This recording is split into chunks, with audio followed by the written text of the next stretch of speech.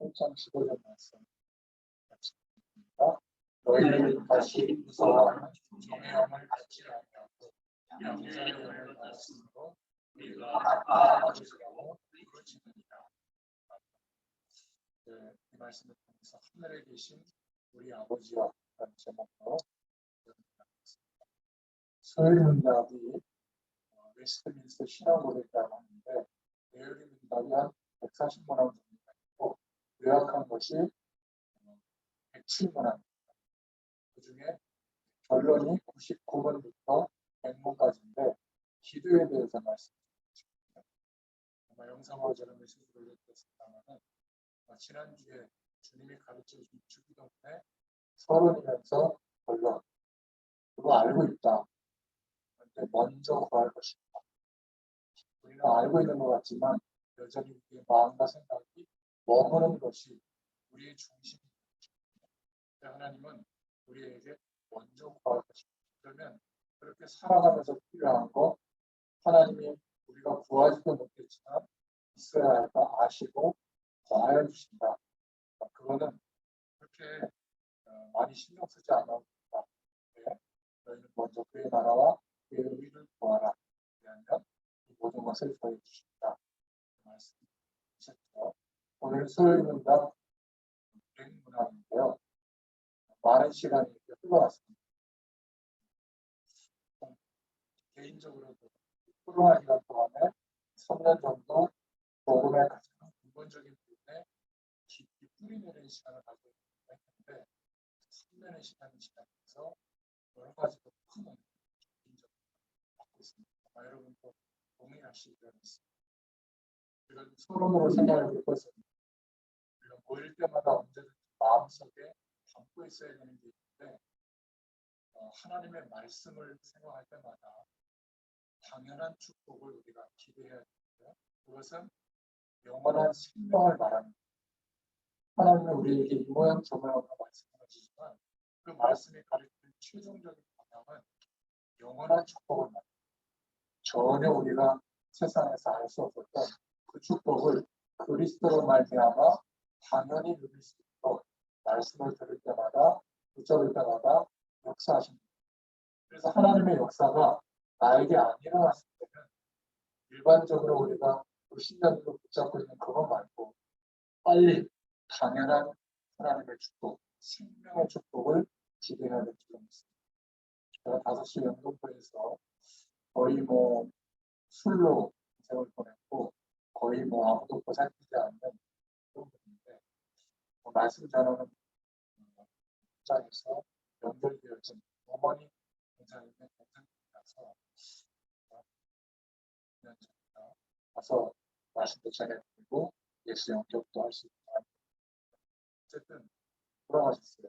오늘 국관 예배를 드리고 장례 그런 조문도 없이 매일 발인하고 장지가 간다고 유족들이 이렇게 10명 가까이 모였는데 말씀 전해드렸습니다. 우리 인생의 시간이 긴 것 같아서 하나님의 부르심 그날은 정해져 있고 시간이 갈수록 점점 시한부 인생의 시간이 가까워오고 있습니다. 그래서 우리가 하는 것을 노력하고 최선을 다하지만 중요한 것을 놓치면 안 돼요. 하나님의 생명의 축복 이미 우리에게 회복되어졌습니다. 우리가 하나님의 역사라고 우리 스스로도 인정할 때 일어나고 차는 막히고 약속된 시간이 있고 와 오면서 감사하다 싶었어요. 왜냐하면 많은 목회자들이 있지만 이렇게 말씀 신부하려고 현장을 향해서 막 이렇게 마음 졸이면서 30년 가까이를 매일같이 가는 목회자가 몇 명이나 될까? 저는 그 중에 한 사람으로 부름받고 매일매일 그 중심으로 살고 저도 목회자로서 꿈이 있고 사명이 있고 하나님의 계획이 있는데 이것은 좀 멈춰두고 정말 이 생명의 축복을 전달하려고 인도하고 있거든요. 하나님의 역사하세요. 여러분 산업 현장에 하나님의 역사가 아니라 빨리 당연한 것으로부터 시작해야 됩니다. 내가 생명의 축복을 바라보고 있는가? 다른 것을 너무 많이 하고 있다고 생각하면 그래서 하나님의 역사가 이렇게 보시면 참된 시작이 될 겁니다.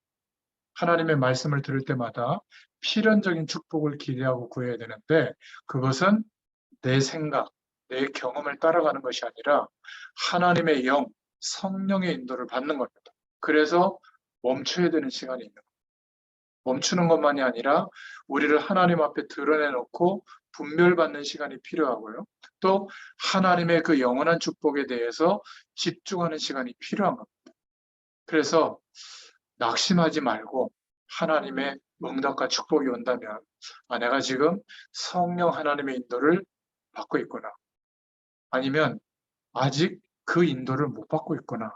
이렇게 생각하면 정확한 길로 들어서게 되는 겁니다. 그리고 말씀을 들을 때 이 절대성이라고 하는 축복은 하나님이 우연히 내게 복음 주신 게 아니라 이 시대를 보게 하시고 우리의 산업 현장과 분야를 보게 하시고 가문과 가정과 후대들을 보게 하셔서 나에게 이 시대를 향한 하나님의 중요한 바톤이 내게 주어져 있구나. 이게 말씀으로 붙잡아질 때 하나님이 역사하시는 절대적인 응답이 오게 되어 있습니다. 그래서 이것을 기도로 누릴 수 있도록 주님께서 가르쳐 주셨는데 마태복음 6장을 읽어보면 잘 나와 있죠. 오늘은 소요리 문답 107문항 중에 이제 100문항입니다. 질문으로는 이렇게 있죠. 주기도문의 첫 말씀이 우리에게 무엇을 교훈하는가, 무엇을 가르치는가. 답하기를 하늘에 계신 우리 아버지여 한 것이니 이렇게 말하고 있죠. 그 뒤에 붙이기를 이는 자식이 그 능하고 보호하기를 예비한 아버지에게 가는 것과 같이 우리가 모든 거룩하게 공경하는 뜻과 든든한 마음으로 하나님께 가까이 오는 것을 가르치고 또 우리가 다른 사람으로 더불어 기도하고 다른 사람을 위하여 기도하라 가르친 것이다. 이렇게 답을 하고 있습니다. 그래서 오늘 이 문답의 내용을 통해서 적어도 3가지 우리가 중요한 기도 제목은 꼭 찾아내야 되겠는데요. 그 첫 번째가 하늘에 계신 이 의미입니다. 이건 굉장히 중요한 신앙 고백의 말인데 예수님께서 직접 제 아들에게 너희는 이렇게 기도했다 하면서 하늘에 계신 우리 아버지여 이렇게 기도하라. 처음에 그 말씀을 했거든요. 이 말은 우주 만물을 다스리는 그 하늘에 계신 하나님이시다. 어떤 그릇이나 형상이나 박스나 개념 속에 들어가 있는 하나님이 아니시다. 전 우주에 계신, 그래서 하늘이라는 표현을 했죠. 온 우주를 통치하시는 그런 하나님이라는 말이죠. 하늘이라는 말은 원문에 보면 전 우주를 통치하시는 하늘에 계시니라 이런 뜻이에요. 사람이 만들어 놓은 곳에 있는 하나님이 아니다 그 말이죠. 그리고 어떤 귀신이나 잡신이나 악신과 같은 그런 게 아니다 그 말입니다. 그래서 하늘에 계신 우리 아버지 이 말입니다. 형상을 만들어 놨는데 거기에 신이 들어가서 나오지도 못하고 있는 거기에만 가야 되는 그게 어떻게 하나님이겠어요? 인간은 참 어리석죠. 어떤 물건이나 형상 안에 그릇 안에 항아리 속에 거기에 들어가서 하나님이 있다고 하면서 거기다 손을 집어넣고 막 비르고 하는데요. 그런 하나님이 아니란 말이죠. 그래서 성경은 뭐라고 표현하고 있죠? 무소부재하신 하나님, 안 계신 곳이 없다. 그래서 하나님을 피할 수 있는 곳은 없습니다. 그리고 무소불능하시다. 아무리 우리가 연약하고 부족해도 하나님의 능력이 우리에게 임하잖아요. 그러면 하나님의 역사하심이 나타납니다. 무소부지하시다. 알고 계세요. 그래서 너희는 이렇게 기도해라 하면서 기도를 우리에게 말씀해 주셨죠. 예수님께서는 승천하시기 전에 예수 이름의 권세를 우리에게 허락해 주셨는데 그 예수님의 이름은 어마어마한 이름입니다. 우리는 너무나 쉽게 예수님의 이름으로 기도합니다 하고 마무리하고 또 다른 것을 기대하지만 그 이름의 권세가 모든 우상 신전을 합친 것, 종교 활동을 합친 것, 귀신의 역사와 세력들을 합친 것, 그것과 비교할 수 없는 이름이거든요. 그 이름의 권세를 우리에게 주신 겁니다. 우리가 믿는 하나님은 이런 하나님이시다. 그런데 사람들은 모르고 있죠. 두 번째로 우리가 꼭 붙잡아야 될 답은 뭐냐면 아버지라고 하는 호칭입니다. 하늘에 계신 우리 아버지요. 하늘에 계신 우리 형님이 아니고 아버지. 하나님이 처음부터 말씀하시기를 하늘에 계신 우리 삼촌이시여 이렇게 가르치지 않고 하늘에 계신 우리 아버지라고 구해라. 무슨 말이죠? 생명의 주라는 말입니다. 쉽게 말하면 우리의 생명의 주가 되시는 하나님, 모든 것을 다스리시는 하나님. 그러면서 아버지라는 이 호칭은 우리의 모든 것을 책임지신다. 우리의 모든 것을 다스리신다. 여기에 대한 믿음의 고백이죠. 그리고 세 번째는 우리 아버지라고 했습니다. 하늘에 계신 우리 아버지요. 이게 주님이 가르쳐 주신 기도의 머릿말인데 굉장히 중요한 말입니다. 우리 아버지.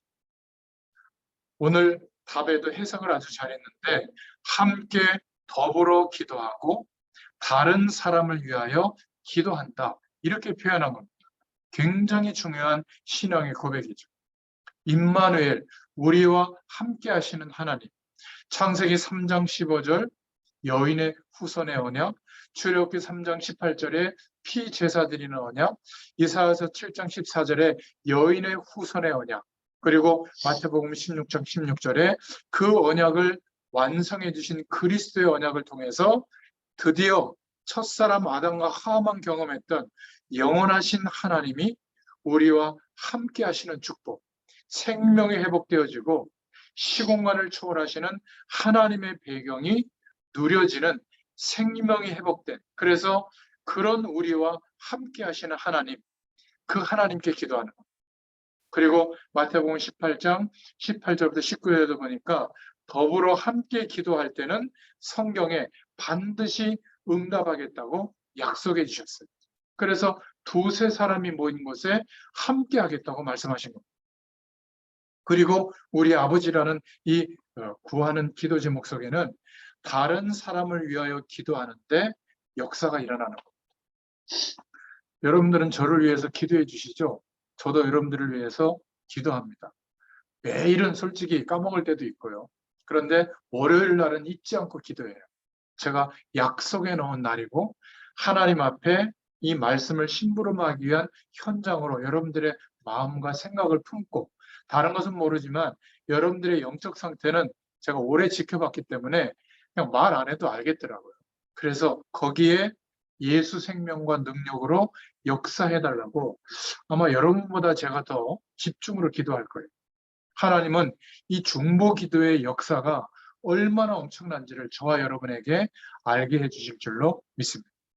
남편은 기도 안 했는데 남편을 위해서 기도하면 그 남편에게 역사 일어납니다. 정말 우리가 현장에 있는 사람들을 마음에 품고 한 30여 명 정도 명단을 적어놓고 계속 중보기도 해주잖아요. 하나님의 역사하심이 나타납니다. 저는 그거를 확인했어요. 그 행력병자 같은 그분에게 복음을 전해드리고 예수 영접 받도록 도와주고 몇 년이 지났지만 그 일가 친척들 열댓 명이 모여서 오늘 그 중에 복음 받지 못한 사람들이 장례식이니까 오잖아요. 평소에 가족들이 인연을 다 끊고 살았는데 그 몇십 년 만에 처음 와서 예수 안 믿는 분들이 오늘 예배를 통해서 예수님을 영접하게 됐어요. 참 얼마나 감사한지. 그러니까 비참한 죽음인 것 같아도 그 죽음에, 장래에 하나님의 백성이 죽는 죽음은 이 영적인 의미가 있구나. 그런 것들을 또 깨닫게 된 겁니다. 중보기도 했는데 하나님이 하시는 일은 우리가 상상을 못하는 거죠. 우리가 우리 자신을 위해서도 기도해야 되지만 다른 사람을 위해서 기도해라. 그래서 우리 하나님, 우리 아버지라고 기도 제목을 주신 겁니다. 하늘에 계신 우리 아버지요. 이것을 영적으로 정말 기도 제목으로 붙잡는다면요, 틀림없이 하나님이 약속하신 축복을 우리에게 허락하실 겁니다.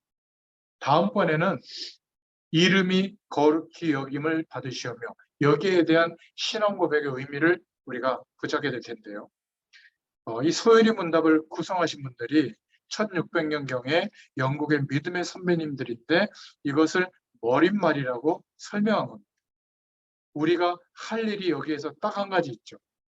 우리는 이 믿음 안에 있는데도 늘 다가오는 게 있습니다. 육신을 가지고 현실 속에 살고 있기 때문에 아직 완벽한 이 영원한 하나님의 축복을 100% 체험하지 못했기 때문에 늘 불신앙이 다가옵니다. 잘못해서가 아니라 하나님이 안 계신 것처럼 여길 때가 많아요. 저와 여러분이 이 불신앙을 다가올 때, 불신앙이 역사할 때마다 만약에 믿음을 선택한다면 하나님이 성령으로 함께 하시고 우리에게 허락하신 이 영원한 축복은 훼손할 내용이 없다. 여기에 대해서 믿음을 선택하기만 하면 굉장한 하나님의 역사가 일어납니다. 하나님이 살아계신 것은 믿어졌지만 아브라함에게도 믿음의 조상에도 자꾸 불신앙이 다가왔어요. 분명히 하늘에 계신 우리 아버지임에도 불구하고 응답이 안 오는 거죠. 약속을 붙잡았는데. 그래서 아브라함이 원래 안 믿은 게 아니라 중요한 것을 선택할 때마다 믿음을 선택해야 되는데 불신앙을 선택했다는 거예요. 본토 친척 아비집을 떠나라고 하면 떠나야 될 텐데 미적미적되고 결국 아버지를 불러갈 때 그때 떠나죠. 그죠? 본토 친척 아비집을 떠나라고 했는데 자꾸만 조카를 데리고 의지합니다. 그게 문제가 된 거죠. 그래서 아브라함이 어느 날 너무 괴로우니까 집에 자꾸 사고가 터지니까 결단을 내립니다.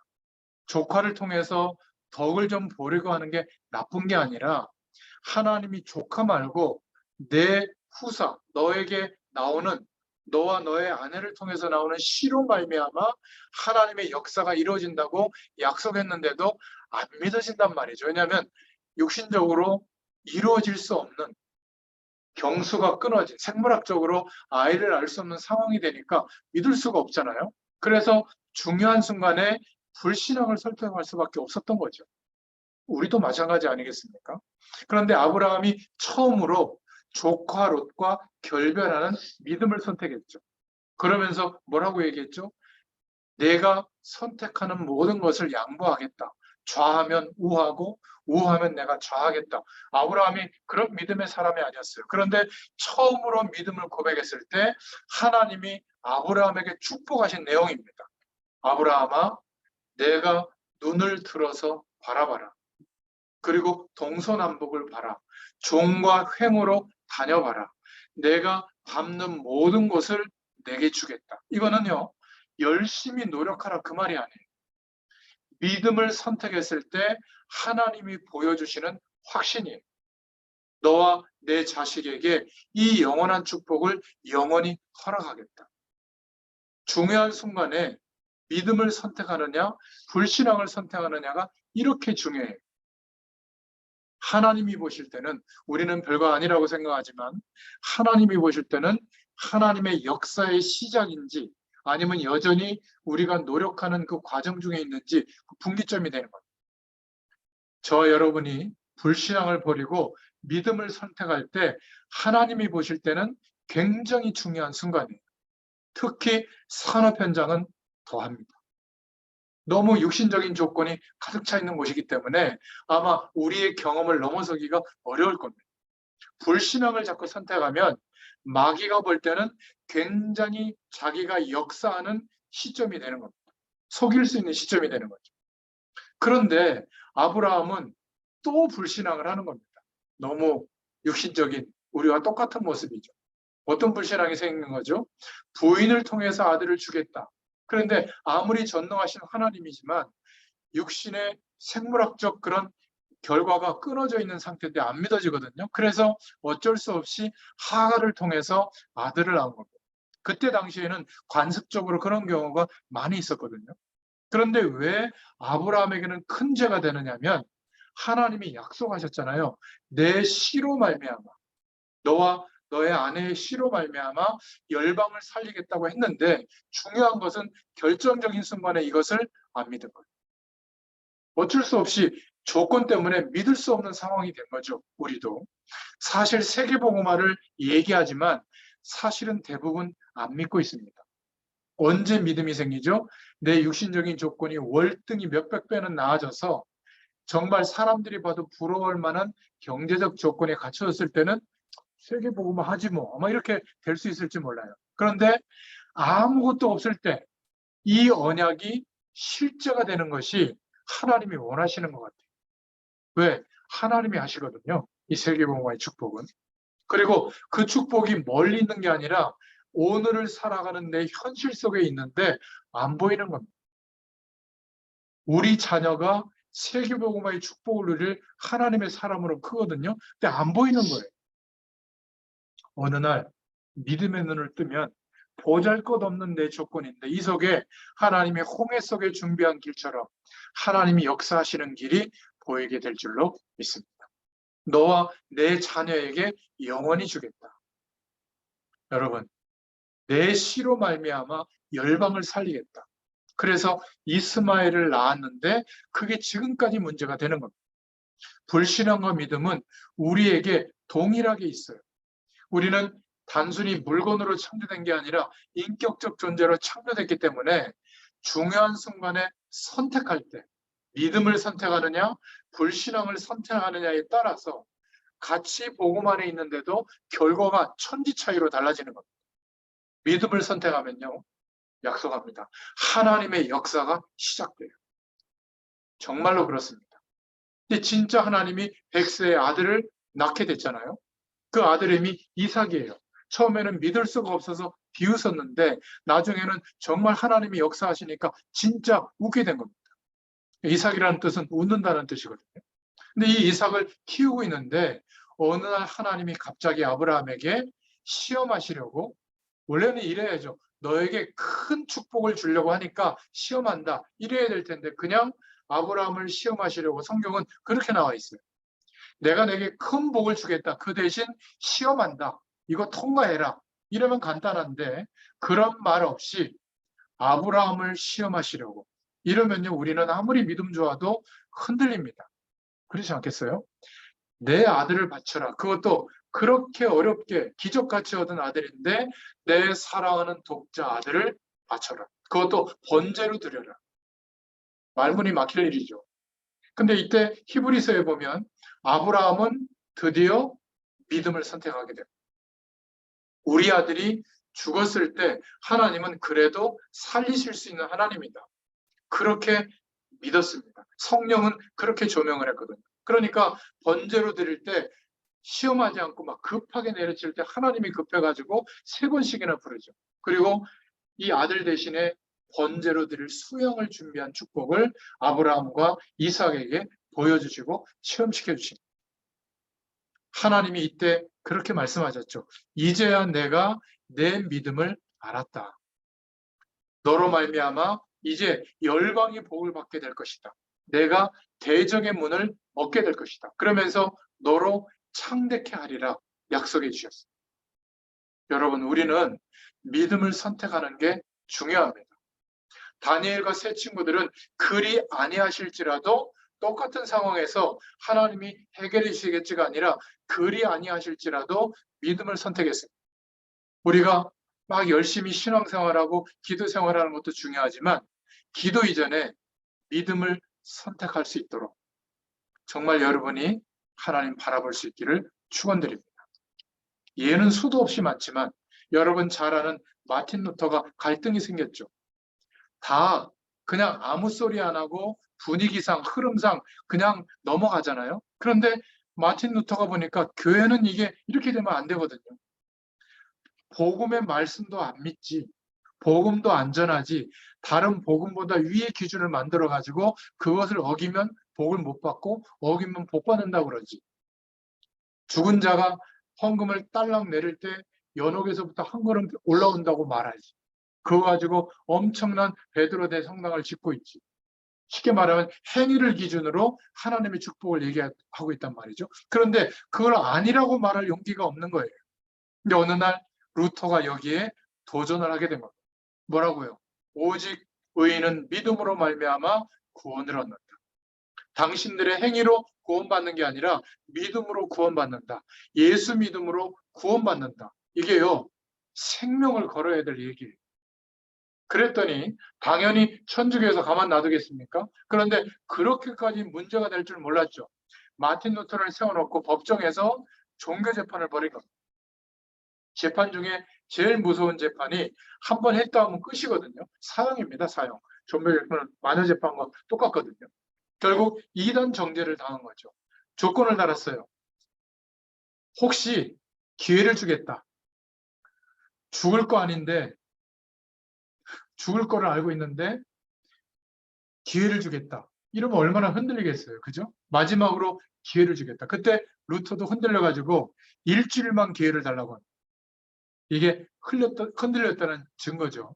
일주일 동안 기회를 달라고 하고 집에 왔는데 모든 힘이 다 빠지는 거죠. 일주일 뒤에는 죽을 수가 있는데 하나님 앞에서 신앙 고백을 했는데 이제 죽게 됐구나. 하나님의 뜻이 맞는데도 불안한 거예요. 근데 알다시피 루터의 부인이 믿음으로 기도하다가 전하는 그 내용을 듣고 힘을 얻어서 다시 일주일 뒤에 재판장 앞에서 이렇게 말했죠. 여러분, 내가 여기 하나님 앞에 섰습니다. 이러면서 다시 믿음을 고백해요. 내가 여기 하나님 앞에 섰다. 하나님의 말씀이기 때문에 나는 내 신앙의 고백을 포기할 수가 없다. 바로 사형 선고가 내려졌죠. 그 이후의 역사는 알잖아요. 만약에 그때 믿음을 선택하지 않고 불신앙을 선택했다면, 그냥 분위기상 죽음을 모면하기 위해서 불신앙을 선택했다면 역사가 어떻게 됐겠습니까? 이 복음으로 구원받는다는 말은 절대 취소할 수가 없다. 이 한마디 때문에 세계사가 바뀌게 된 줄로 믿습니다. 여러분, 자꾸 선택할 때 우리는 하나님의 말씀을 붙잡고 하나님이 원하시는 쪽으로, 복음에 유익한 쪽으로, 하나님의 영광이 드러나는 쪽으로 선택하시기를 축원드립니다. 우리가 굳이 해야 될 것은 이거밖에 없어요. 그 의미가 하늘에 계신 우리 아버지요. 그분이 우리 아버지시기 때문에 오직 믿음으로 구원을 얻고 오직 믿음으로 말미암아 살게 되는 줄로 믿습니다. 그래서 마태복음 6장 33절에도 기도 결론으로 너희는 먼저 그의 나라와 의를 구하라. 그리하면 모든 것을 더하여 주시리라. 마태복음 6장 32절에 무엇을 먹을 것이냐, 입을 것이냐 걱정하지 마라. 이런 거 저런 거 달라고 하지 마라. 다 알고 계신다. 아니, 목사님, 몰라서 그렇죠. 다 죽게 생겼는데요. 한번 죽기로 각오해 보세요. 하나님의 역사가 반드시 나타납니다. 우리를 재창조의 능력을 동원해서 구원해 주셨는데 죽게 둔다? 그런 법이 없어요. 아니, 목사님, 이런 엄청난 문제와 갈등 속에 있는데요. 괜찮아요. 한번 믿음을 가지고 견뎌보세요. 견딘다는 것은 감사함과 기쁨은 되지 못하지만 믿음은 선택할 수 있거든요. 하나님이 역사하는 게 뭔지를 봐야 될 거 아니겠어요. 저는 봤어요. 뭘 두고요? 목회자가 목회를 두고, 목회라고 하는 인생 전체 목회자의 방향을 두고 하나님 앞에 결단했어요. 저 이거 아니어도 됩니다. 하나님이 원하시는 그 길로 제가 한번 순종하겠습니다.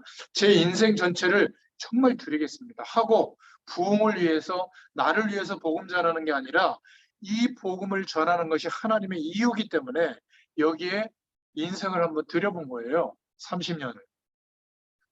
별다른 내용이 없어요. 결과가. 근데 뭐가 보이는 줄 알아요? 하나님이 하시는 게 믿어지는 거예요. 더 신기한 것은 나보다 더 괜찮게 역사할 하나님의 사람들이 보이고 믿어지는 거예요. 여러분이 네 사람을 보고요, 세계복음화가 믿어진다면 말 다 하지 않았겠어요? 전 믿어져요. 반드시 하나님에게 역사해 주실 줄로 믿습니다. 하나님이 여러분들의 하는 일에. 그 전에 뭐죠? 그의 나라와 의를 구하라. 참 중요합니다. 알고 계신다. 먼저 그의 나라와 의를 구해라.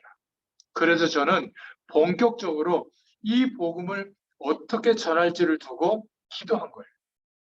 부흥을 위해서, 성공을 위해서가 아니라 진짜로 한번 기도해 보세요. 정확하게 응답합니다. 어떤 사람이 여러분 같은 사람들을 모시고 말씀 운동을 계속할 수 있겠어요? 저는 축복받은 사람입니다. 어떻게 저 같은 사람이 하루 이틀도 아니고 이렇게 지속적으로 말씀 운동을 계속할 수 있겠어요? 하나님의 은혜입니다. 저 같은 사람 때문에 어떻게 하나님의 복음의 능력을 회복한 사명자들이 일어나서 복음 운동을 하고 이런 일이 일어날 수가 있겠습니까? 여러분, 한 가지만 한번 해보세요. 순간순간 믿음을 선택할 수 있기를 바랍니다. 하늘에 계신 우리 아버지를 바라보면서 그 응답은 평생이 될 수도 있고 천년이 될 수도 있습니다. 베드로전서 3장 8절에 하나님께서는 천년이 하루 같고 하루가 천년 같기도 하다, 이렇게 말씀해 주셨죠. 오늘 이 은혜가 회복되기를 축원드립니다. 기도의 축복이 우리에게 가장 큰 축복인 줄로 믿습니다. 예수 이름의 권세가 모든 거예요.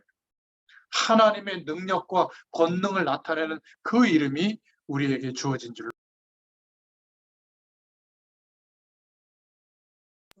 십자가 되기를 드립니다. 기도하겠습니다. 하나님, 너무 감사합니다. 오늘도 주의 말씀으로 이 산업 현장에 있는 저희들에게 은혜를 베풀어 주시고 역사해 주심을 감사합니다. 예수 그리스도의 이름의 권세가 우리가 하나님을 바라보고 기도할 때마다 우리의 모든 현장을 넘어서서 땅끝까지 나타나게 되도록 하나님께서 역사하여 주시옵소서. 산업 현장에 예수 이름의 권세를 가지고 누리는 증인들로 서게 하여 주시옵소서. 예수님의 이름으로 기도드렸습니다. 아멘. 감사합니다. 찾게 달라고.